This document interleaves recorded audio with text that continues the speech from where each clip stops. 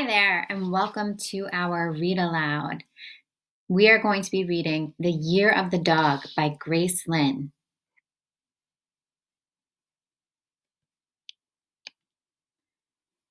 Chapter 1, A Sweet New Year.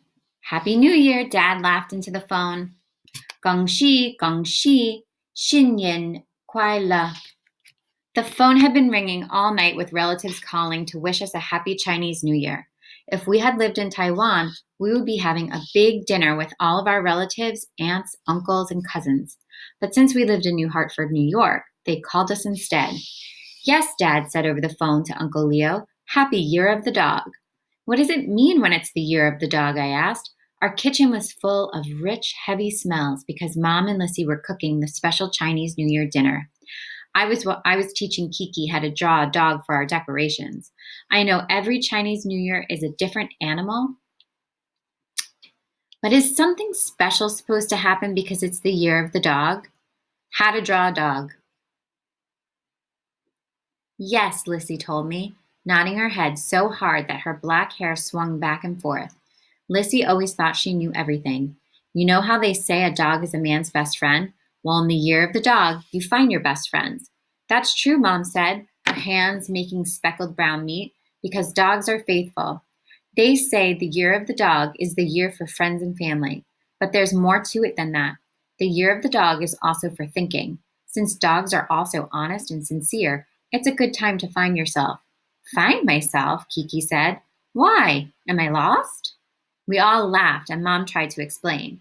No, she said, finding yourself means deciding what your values are, what you want to do, that kind of thing.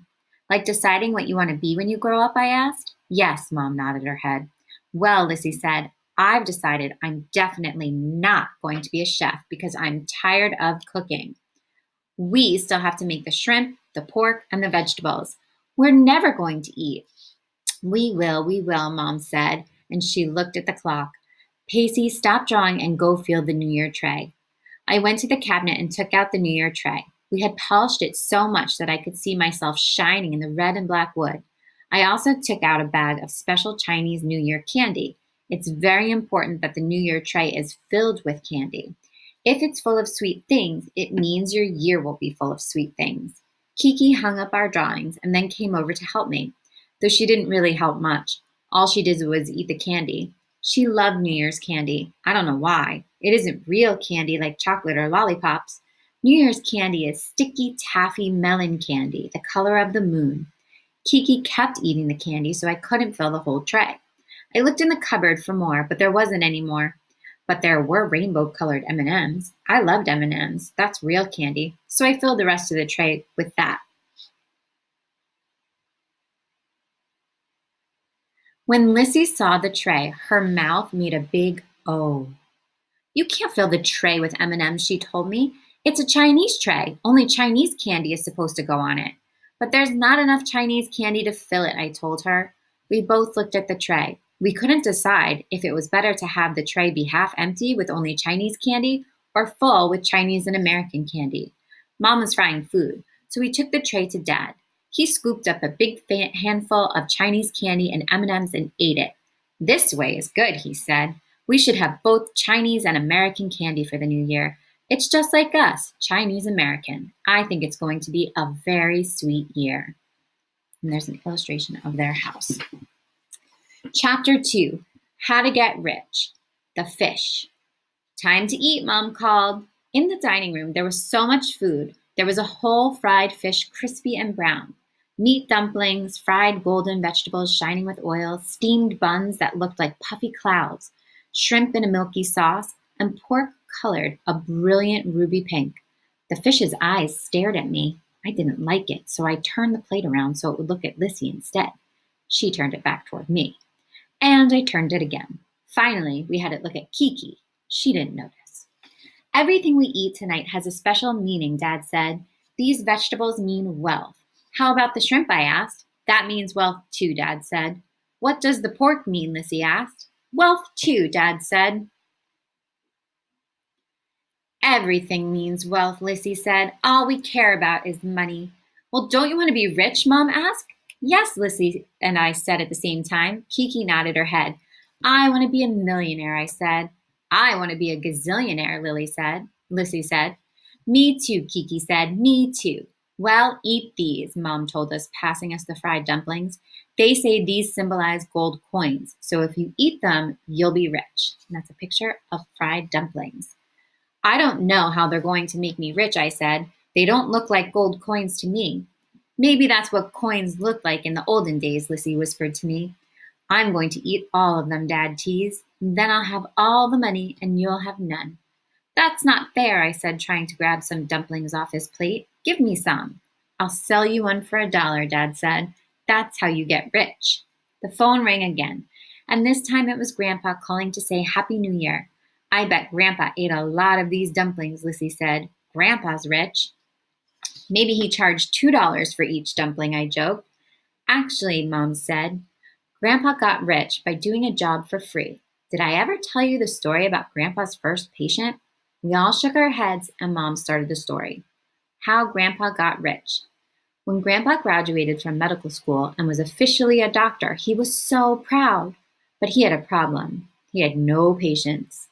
It seemed like whenever people were sick, they went to someone else. No one wanted to go and see Grandpa, a young doctor with no experience. Still, with the help of his parents, he opened a small clinic in the neighborhood. Sometimes his mother would come over saying that she had back pain so he could cure her. Sometimes Grandpa would use the stethoscope on himself just to make sure it was working. But most of the time, Grandpa just sat there alone, like the last dumpling on a plate. Grandpa alone in his clinic. Then, one night, just when the sky began to darken with shadows, there was a frantic banging on the door. A street vendor had been robbed and was badly hurt. His clothes looked like dish rags of blood, and his wife begged for help. Grandpa jumped up and worked hard to save the vendor's life. He worked deep into the night, and he only stopped when the moon hung like a freshly peeled lychee in the sky. Lychee, I think is how it's pronounced. Finally, the patient was out of danger. Grandpa left him with his wife in the clinic and told him that he would check up on them in the morning. But when Grandpa woke up the next morning and went to check on his patient at the clinic, there was no one there. The bed was made and the room was as clean as an empty rice bowl. Had he dreamed it all? Later, Grandpa found out that his patient was very poor. He and his wife had sneaked away after Grandpa had left because they knew they could not pay him. In fact, right after the accident, the wife had brought the vendor to 2 other doctors before Grandpa. The other doctors had refused to operate because they knew he couldn't pay. Grandpa, on the other hand, didn't even think about asking for a payment and had just hurried to save his life. So it looked like Grandpa's first patient was going to be free of charge. Grandpa worried because he thought that it didn't look like a good start for his business. He had his family to support and they were counting on him to make money as a doctor. Was this first patient a sign of his future? But he shouldn't have worried. Like the smell of roast pork, the news of Grandpa's good work spread around the village. People were warmed by the fact that Grandpa cared more for their lives than their money. They stopped seeing their other doctors and came to him instead. Soon he had more patients than he could handle. And that's how Grandpa became rich, Mom finished. Then she looked at the empty table. Ah, you! There's no food left for me. Empty bowl. Chapter 3. Welcoming the New Year. Red envelope. After dinner, Mom gave us our hung bao, special red envelopes the color of fully bloomed poinsettia with money in them. Mine had $5. That was a lot of money, but not enough to make me rich. Lissy got $10 since she was older. Then Mom got us ready for bed. Kiki had her own room and her own bed, but she never slept the whole night there. She always got up in the middle of the night and went to go sleep with Mom and Dad. Lissy and I shared a room. Our room was buttercup yellow with flowers dancing on the walls. The carpet was a bright blue, so I liked to pretend it was the ocean and swim to the bunk bed. Lissy slept on the top bunk because she was older and Mom was afraid I would roll off in the middle of the night. But I didn't like sleeping on the bottom. What if the bed broke and Lissy came crashing through? Lissy would be okay because she'd be on top, but everything would crush me. Traditionally, Mom told us as she was helping Kiki put on her faded, sky-colored pajamas, you are supposed to stay up as late as you can on Chinese New Year. The longer you stay awake, the longer your parents' lives will be. So I should try to keep you up all night. But tomorrow is school, so everyone goes to sleep. Mom putting on Kiki's pajamas. Aren't you worried? I asked. We should stay up so then you can have a long life. Yeah, Lissy said, let's stay up late. We don't have to go to school tomorrow. No school, Kiki chanted. No school. Sillies, Mom said. Everyone is going to sleep early and everyone is going to school tomorrow. But after she left, I worried. What if I went to sleep too soon and gave Mom and Dad a short life? If I stayed up an extra minute, would they live an extra year or just an extra day? Don't go to bed yet. Let's stay up, I said to Lissy. Okay, Lissy said, but I could tell she was thinking more about staying up late than Mom and Dad's lives.